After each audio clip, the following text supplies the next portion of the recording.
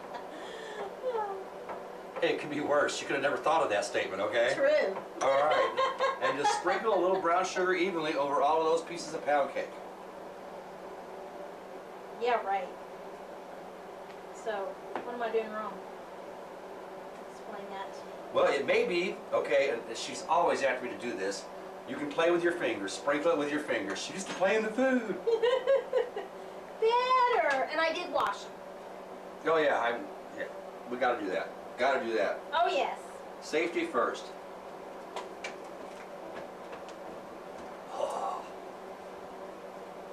So how's those ribs coming? Oh, they are looking real good. When you weren't here, Yeah? I snuck in there and put some more sauce on them, Oh, man! and they're just getting ready to rock right now. Tell Now the me- reason, I'm sorry, go Go ahead. ahead. No, I was going to say, tell me how bad a job I'm doing. Well, I'll wait till you complete it, and then I'll tell you. That way I don't have to go back and finish it. Okay. The reason that we put the ribs in on broil now is that once those are done and they come out of the oven, then we're going to put the pound cake surprise in, and that's going to be our dessert this evening. And it's really excellent. My wife's mother made this for us for years, God rest her, and this is just delicious. Just delicious.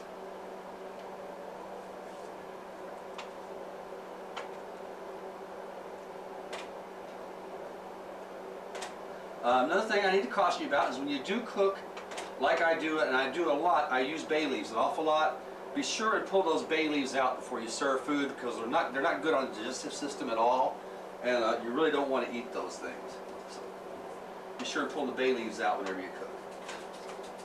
All right, Chief. What do you think? That looks delicious. That looks delicious. All right, we'll go from there. Welcome back. There's our meal plated. What we've done is we took the ramen noodles that we hadn't done anything with yet, crushed those, put them over the top of the coleslaw to finish out the coleslaw. You see it garnished there with it, little sunflower seeds. There's our pinto beans and country ham, and our barbecued pork ribs done in the house. No snow, no frostbite, no cold fingers. Our dessert, you see the glazed pound cake surprise, dusted with a little confectioner sugar, and that's the final thing. I look up now and I realize Emma has caught me getting ready to eat without her. I've got to make her a plate now. Where's my food? Emma, it's over there. I'll plate it for you. We're ready to go. Again, we've had a great time. Yes, we have. Thanks to Emma. Thanks to Darrell for this great meal. It looks very good. We're going to sit down here in a minute and enjoy his cooking, you know? Yep. So that we've been good cooking with Darrell. Till next time. Good cooking.